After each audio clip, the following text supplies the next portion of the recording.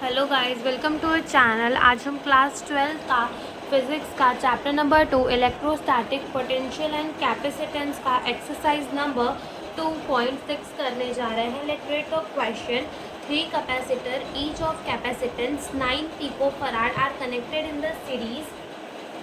What is the total capacitance of the combination, and B, what is the potential difference across each capacitor if the combination is connected to the 120 volt supply. तो start करते हैं अपने question को। तो question में हमें क्या बोला है कि क्वेश्चन में हमें बोला है कि हमारे पास क्या है, 3 कैपेसिटर्स हैं और ये कितने कितने के हैं। मान लो कि ये है अपना C1, ये है अपना C2 और ये है अपना C3। ओके, इनको हमने सीरीज में कनेक्ट किया है विथ 120 वोल्ट बैटरी के साथ। कितनी बैटरी के साथ? यहाँ वोल्ट है 120 वोल्ट बैटरी के साथ ना। ये जो C1 है वो इक्वल है C2 के और वो इक्वल है C3 के और ये सब इक्वल है C के। C यानी कि कितना, 9 पिको फराड के ये इक्वल है।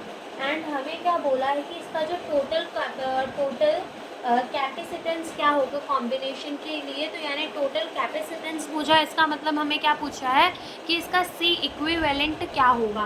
तो देखो हमारा यहाँ से जो C इक्विवेलेंट का फॉर्मूला होता है for the series combination of the capacitance, वो होता है 1/C1 प्लस 1/C2 और 1/C3 तक।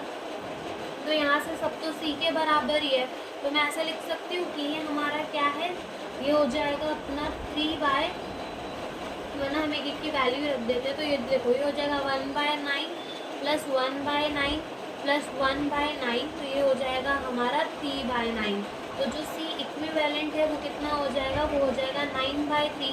3 1 जा 3 और 3 2 जा 6 एंड 3 3 जा 9। तो यानी कि जो हमारा C इक्विवेलेंट है वो कितना हो जाएगा, 3 पिको फराड हो जाएगा। तो ये हमारा टोटल कैपेसिटेंस आएगा।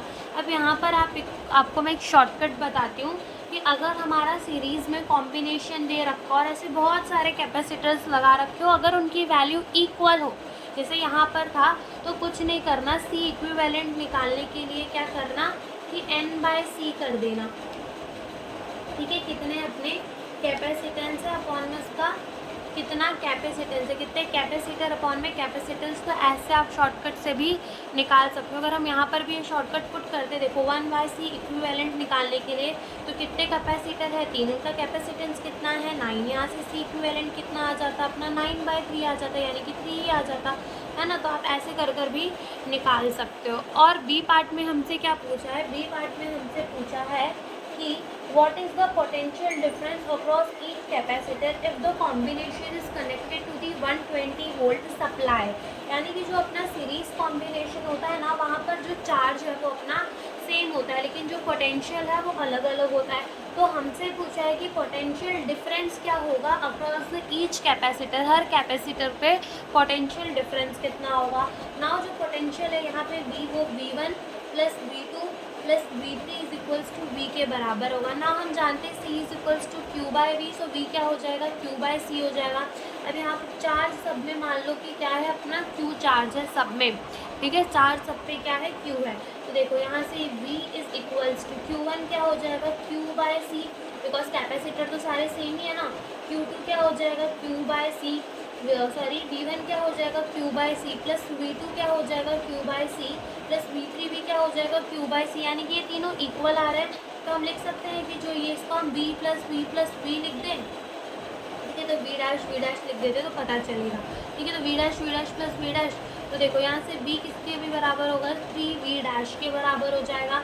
हमें क्या निकालना है, कैपेसिटर, हमें निकालना है potential difference across each capacitor. ठीक है, तो ये हमारा potential difference across each capacitor. तो ये कैसे निकलेगा, V/3 कर V कितना है 120 वोल्ट और ये हो जाएगा 3, यानी कि ये हमारा आ जाएगा 40 वोल्ट। यानी कि जो अपना कैपेसिटेंस है, सॉरी जो अपना पोटेंशियल डिफरेंस है अक्रॉस ईच कैपेसिटर, वो कितना आएगा, 40 वोल्ट आएगा। तो यही हमसे इस क्वेश्चन में पूछा था। Thank you for watching the video.